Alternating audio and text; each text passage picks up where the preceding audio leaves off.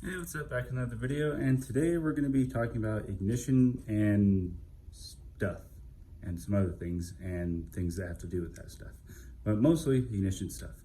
So recently, well, actually not too recently, but like fairly recently, after I got done building this motor, I reached out to Charles at BHR, and we were talking about just the differences between aftermarket ignition and stuff like that.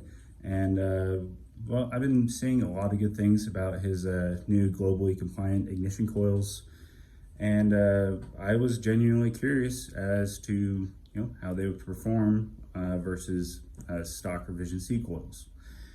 So one thing led to another, and I got a set now. So these are the newly revised BHR ignition coils.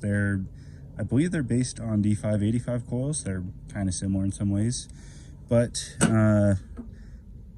see, one of the really cool features about them is they are a direct replacement for stock.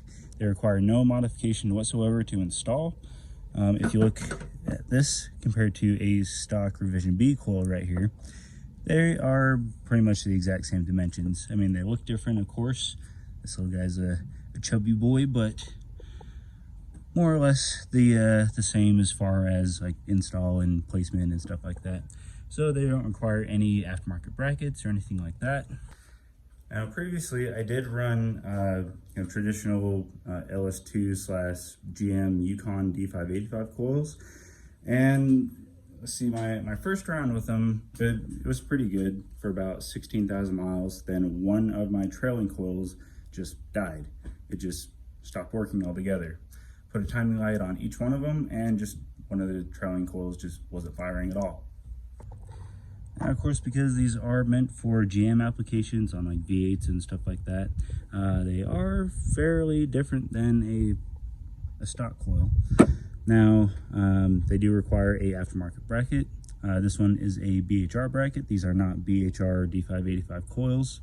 I bought these from someone else. I'm not going to mention them right now, but let's see, these ones are brand new ones that were replaced after one of them died, and then I got all four of them replaced brand new.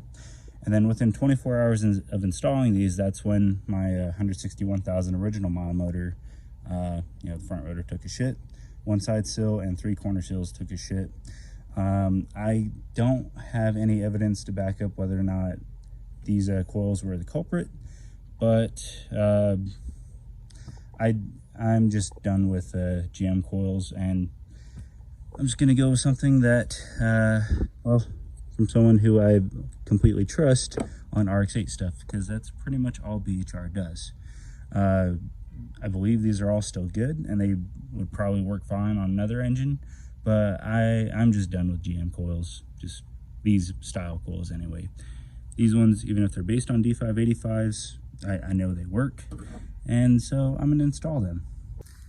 Now, initially, I was going to just keep my revision C coils on and then take my car to the dyno with new plugs, which I just installed, and my custom MSD wires that I made for my car, and dyno first with those, and then get it off the dyno, put the BHR coils on, and then dyno it again with those, just to see what the difference is. Now that wouldn't be exactly a direct comparison for stock versus BHR, because it's used OEM coils versus brand new BHR. But I do know that those coils work perfectly fine, but I'm only installing them now because, well, might as well, since I'm doing other stuff, including an oil change and putting the new plugs in and just seeing how it drives. One of the other things I wanted to see is how fuel economy would do with them, just because this is my daily driver, and I know it's a rotary sports car and fuel economy doesn't matter and blah blah blah. That's all I ever hear about that. But it does matter to some degree for those of us that actually daily drive our cars. Yes, that there are people out there with rotaries that daily drive them. So I mean, if you don't and you just garage clean your car all the time, good for you. Some of us enjoy actually driving our cars and not throwing a shit ton of money at them for no reason at all. So with that said, with my old plugs and the revision C coils, I was able to achieve roughly 20 miles a gallon. The highest I've actually seen is 19.8 miles per gallon, which isn't exactly stock. And that's also why I think that these coils might be a little bit more on the worn side. Sorry, my mouth's all dry now. But yeah, I guess I can do that kind of comparison test. So highest I've been able to achieve is 19.8 miles per gallon. Let's see what the BHR coils do from here. And I'll probably continue this video a few days out once I figure that out. As I go through a couple tanks of gas. Actually, no, it might be a full week for me to go through a few tanks of gas. Maybe like one, I don't know. We'll see. Anyway, just gonna install that. Just show you how easy install is, because it really is just like installing a stock coil, just BHR instead of stock. So we're gonna go ahead and do that now.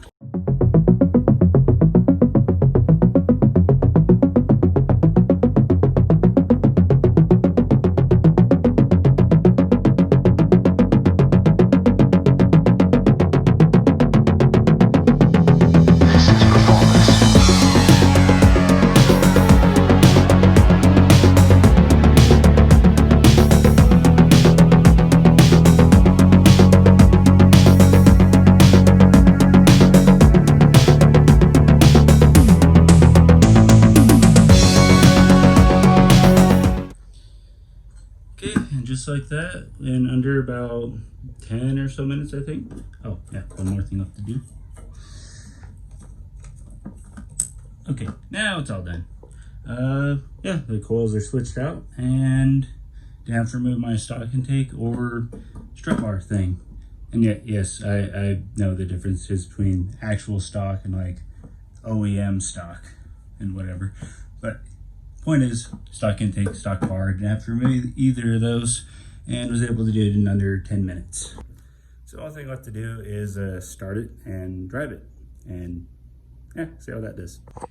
Okay, so first start with new plugs, the same MSD wires, and BHR globally compliant coils.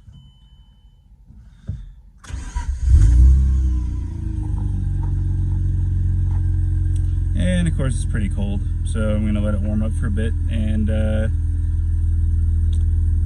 yeah, then you'll see how it idles, see how it drives, and stuff like that. And of course, we're gonna go ahead and test to make sure each coil is working and firing correctly. So on an RX-8, you can just take a timing light, hook it up to your battery, and then take your little sensor thing, put it on each, pull the trigger, and it'll light up if you touch it. Next one, and next one. And they all seem to be pretty consistent.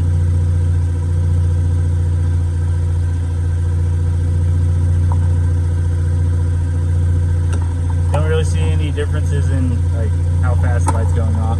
But yeah, that's how you can test your coils without really doing anything. Or just test if like there's actually firing and stuff going to and from them and whatever. But yeah, looks like all of them work, so go ahead and shut it off, and then check the oil level again, make sure it's where it should be, because I just barely did an oil change, and then go from there. Okay, so gonna go ahead and take this on the first driving test with the new BHR coils, and my daughter is gonna be the camera girl. And he's gonna be the sidekick. Yep. So I'm not gonna like romp on it or anything. I'm just gonna drive it mostly normal. Maybe I'll redline a little here and there. He's ready. So far, I mean, it feels nice and smooth. It feels pretty much like when I first started driving a car with this new engine. Just how smooth it is and how consistent it is. But of course, those revision C coils were already used. They were kind of worn, so just with driving over the last 2,000 or so miles, which is what I put on this engine, it well, they start feeling a bit more warm. The same thing goes for the plugs. Go. Go. Okay, so for the most part, it seems a lot more consistent and smoother. You know, just because of new coils, new plugs, used MSD wires, but you know they're consistent. They're fairly new also. Ah.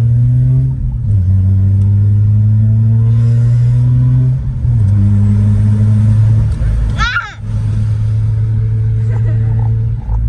But of course, can't really do too much with traffic. We're gonna go ahead and just get on the highway and redline if we get a decent chance to. Yay. It's going. And here we go. Yay.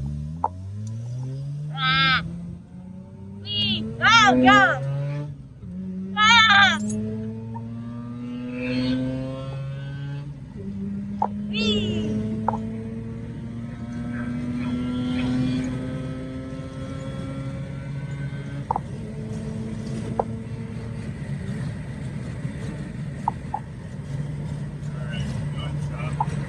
Alright, so we're going to go ahead and redline getting onto the highway again because turns kind of suck for that. Ah.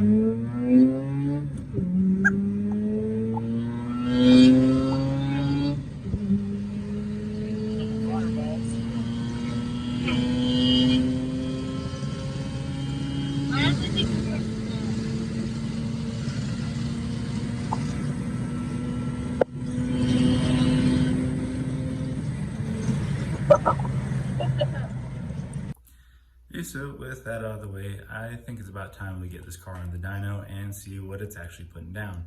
And then review data logs and stuff like that with Mazda Edit, adjust dwell settings if needed, and whatever else is needed. And then we'll get to see what this engine can really do. And I think the result's gonna be a little more on the surprising side to some than others. But we'll see that later in one of the next few videos or something like that. Maybe the next one, I don't know. And with that said, you guys have a good day and see ya.